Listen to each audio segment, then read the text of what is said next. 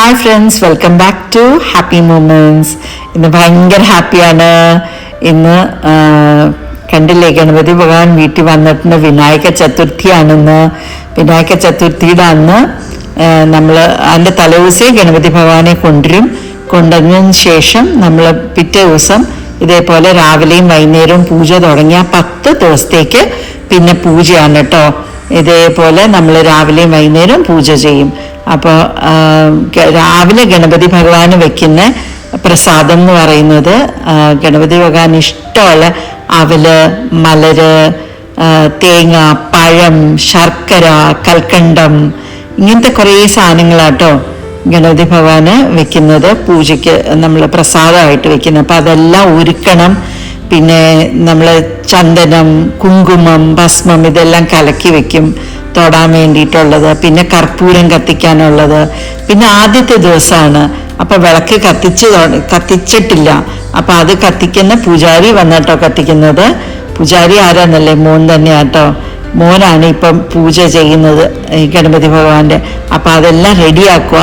ഇനി വിളക്ക് നമ്മൾ കത്തിച്ച് കഴിഞ്ഞ് കഴിഞ്ഞാൽ പിന്നെ 10 ദിവസത്തേക്ക് ഇത് കെടാവിളക്കാണ് കേട്ടോ. ഇതിൽ എണ്ണ നമ്മൾ ടോപ്പപ്പ് ചെയ്തുകൊണ്ടിരിക്കുക ചെയ്യുന്നത്. കെടാൻ പാടില്ല. അങ്ങനെ കെടാൻ പാടില്ല എന്ന് പറഞ്ഞാൽ നമുക്ക് ഫാൻ പോലും നമ്മൾ ഇടില്ല. ഫാൻ ഇട്ട് കഴിഞ്ഞാൽ കെട്ടുപോകില്ലേ, ജനലൊക്കെ നമ്മൾ അടച്ചു വെച്ചേക്കും.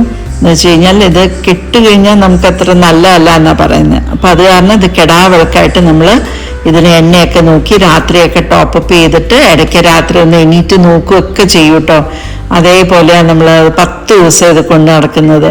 പിന്നെ നമ്മൾ പുഷ്പം എല്ലാ ദിവസവും രാവിലെയും വൈകുന്നേരവും ഇതുപോലെ ആരാധനയുണ്ട്. അത് മോനാ ചെയ്യുന്നത്. ഞങ്ങളെല്ലാം ലാസ്റ്റ് പുഷ്പം വെച്ച് ആരാധിക്കും. അപ്പം ഇത് നമുക്കൊരു മനസ്സിന് സുഖമാണ് കേട്ടോ. ഈ 10 ദിവസം കഴിയുമ്പോൾ ഉണ്ടല്ലോ, മനസ്സിൻ്റെ ഭാരം, മനസ്സിൻ്റെ വിഷമം, മനസ്സിൻ്റെ എല്ലാ സങ്കടങ്ങളും ദൈവം നമ്മളുടെ അടുത്ത് നിന്ന് വലിച്ചെടുത്ത് അങ്ങ് കൊണ്ടുപോവുക എന്ന് വെച്ചാൽ ലാസ്റ്റ് നമ്മൾ നിമഞ്ജനമാണ് ചെയ്യുന്നത്. അത് ഞാൻ വീഡിയോ കാണിച്ചു തരാം. അപ്പം ഇത് നമ്മുടെ വിഷമങ്ങളും ദുഃഖങ്ങളും എല്ലാം ദൈവം അങ്ങ് കൊണ്ടുപോവാണ് കൂടെ, എന്നിട്ട് കളയാണ്. എന്നിട്ട് നമുക്ക് നിറച്ച് നമ്മുടെ ജീവിതത്തിൽ സന്തോഷം തരും എന്നുള്ളതിൻ്റെ ഒരു സങ്കല്പമാണ് കേട്ടോ. പക്ഷെ അത് ശരിക്കും അത് ചെയ്യുമ്പോൾ അതിൻ്റെ ഒരു സന്തോഷവും സുഖവും മനസ്സമാധാനവും നമ്മുടെ ഒക്കെ മനസ്സിന് കിട്ടുക ചെയ്യുന്നത്. നിങ്ങൾ ആരെങ്കിലും ഇങ്ങനെ ചെയ്യാറുണ്ടെങ്കിൽ ഒന്ന് കമൻറ്റ് ചെയ്യണേ.